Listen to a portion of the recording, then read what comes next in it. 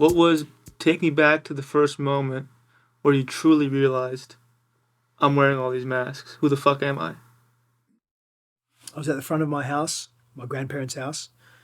I was living there. They had just recently moved into a nursing home because I was looking after them for about 9 or 10 years, and I couldn't do it anymore. They needed real medical help. Mm-hmm.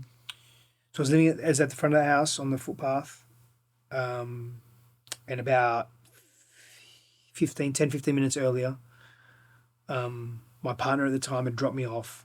I was doing a Good Samaritan deed for an older couple, and I left my phone in the car. And she had an intuitive feeling to look through my phone, and she saw an old email that alluded to me cheating. Mm-hmm. And she picked me up, and she just lost her shit. And we ended up driving home. We weren't far. And I just said, give me my phone, you know. And we were basically just arguing at the front of the house. I ended up getting the phone from her. But it was in that moment, and she became physically violent, which I completely understand. I don't excuse that behaviour, but I completely get it. She was so hurt. Yeah. But in that moment, that's when I realised, shit, I'm wearing a lot of masks here. Like it viscerally just boom, boom, hit me. What was the first thing you did after that? Well, after the intensity of that situation settled down, including, and it took probably about 2 or 3 weeks for the intensity of that to settle down. But I'd made the commitment before that to go really, really deep into all aspects of myself, no matter what. Suicide, mental asylum, I didn't care. I'm going all the way in to me. Yeah, I had a similar story. It wasn't cheating that brought it about. It was drug addiction, but it was a similar perspective. I'm curious as to what you think, why it was the case for both of us, where it was like, I don't give a fuck what it takes. I literally was on the phone talking to mental asylums, rehabs. I was like, I don't care what the fuck it takes, how crazy I may seem. I have to move. I have to take this journey. Just something in me, I don't know what it was like, whatever the fuck it takes, you're dealing with the shit. Same thought process. I think it's accumulation. Firstly, you mentioned Jung earlier. I'm a believer of the collective unconscious. Of course, yeah. Yeah, and so I think there's something in the air, if you like, that when we're ready and ripe for it, we can receive it, right? And it permeates the collective. And so I think that's part of it. I think there are a number of different events and experiences and accumulation of interpretations of those multiple events and experiences that lead us to a place of enough is enough. And we all have what our version of enough is enough looks like. And it generally looks like, no matter what, I'm taking this path. And then there's a certainty that comes from being so uncertain or unconsciously uncertain. See, I appeared to be certain in my life, but I was so unconsciously uncertain because I was so deceitful. I was so much in my shadow. That, to me, that equates to uncertainty. And so I was so deep into uncertainty that I got slingshotted out of that, and bang, I got really certain of this is the path I need to take, no matter fucking what. That combined with my extreme personality. I'm the same way. Yeah. Yeah. So I guess there's a recipe or a formula or a concoction that takes place.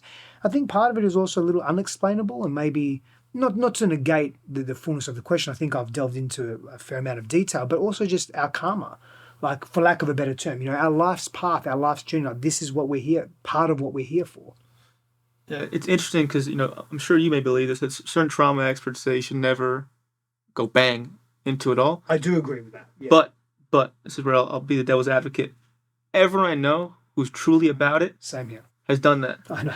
So how do you reckon with that? I know. So, trauma's too much, too soon, too fast, and ultimately healing shouldn't take form in the same place because it can re-traumatize.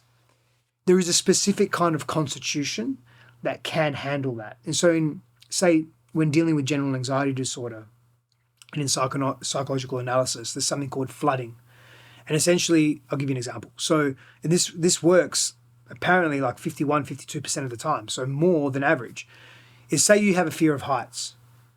What I would do with you if I'm dealing with this anxiety that you have around heights, this fear of heights, I would put you somewhere really high, keep you safe, but get you to look down, like really flood your system with, oh, you've just been on heights and you've survived. Oh, my nervous system now gets it. Maybe heights aren't that dangerous and they're not that bad. I'll give you an example. Yep. That's flooding. So flooding in certain circumstances can work. Generally, for the vast populace, not. And even for those that it does help, where again, I've flooded myself and I've been down that path, probably a more gentle approach, slow is smooth, smooth is fast, probably a more gentle approach would actually be better for my personality and nervous system. If I was to just look at, let me play the opposite game and move away from being so extreme in my life. Can you do that though? You right now? Yes. I'm not there. Yeah, because one of my highest values is mastering range. Okay. In all experiences, Why? including that, because I think that makes us more robust, particularly as men, and I think it makes me more whole human. That doesn't mean that I'm going to go try every experience in the world just to be more robust, but it means that if I'm looking at a pattern that plays out, and sometimes it helps me or supports me in relation to my vision for self, sometimes it doesn't. Let me just explore what doesn't. Just to be with that and have some level of mastery or adaptation over that as well. I think that makes us, again, more resilient, more robust. And I think I'm fairly certain about this, and I'd say many sociologists would agree that being resilient, and evolutionary biologists too, being resilient is a key trait of survival and thriving as a human being. Yeah. I feel like the idea that the belief that I'm resilient can fuck me up too. Because for me, it's like I've overcome not so much. I have in my own perspective, but everyone has overcome so much. For me, it's I've overcome so much so fucking fast that to me, then when I'm faced with new trauma, new challenge, I'm like, man, let's go. Lamborghini, 100 miles an hour. Yeah. I'm running through this shit easy. Then I kind of fuck myself up. My nervous system gets jacked up. Yeah. My stomach gets fucked up. Yeah. All this stuff happens. So I definitely am taking this in to try. But how okay, let's go to me now. Let's attack me. How do I slow down? How do I slow down when facing the chaos? Like, let's say new trigger, new awareness of trauma, right? Yeah. You see it. Although I haven't had a new awareness in a while, but I'm facing resurfacing stuff every now and then, right? If the trigger comes up, I see it coming.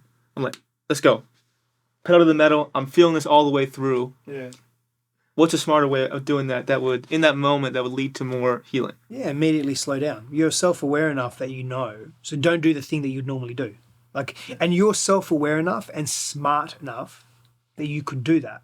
You may not like it, but you can do it. How do you slow down? Is it just through breath, grounding yourself? Oh yeah, great question. Yeah, so it's sometimes I literally stand up and I take a step back. Like, I'll physically do that. So if I'm getting agitated and I'm feeling all the feelings, feeling all those things, I'll take a step back.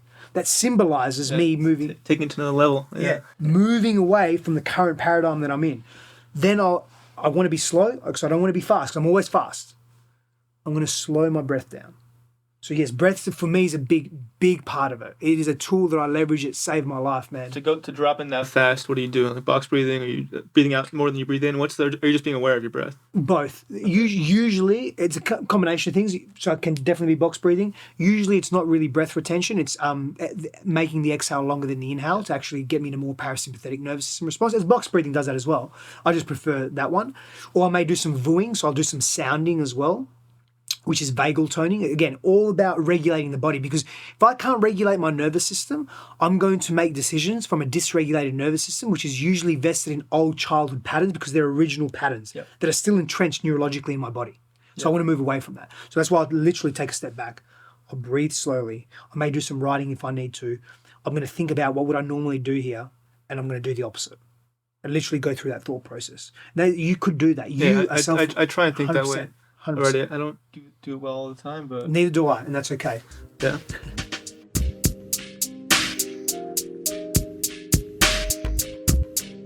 Hey, I hope you enjoyed that video. If you want to watch more content, click this video right here. And please don't forget to subscribe right here. Thank you.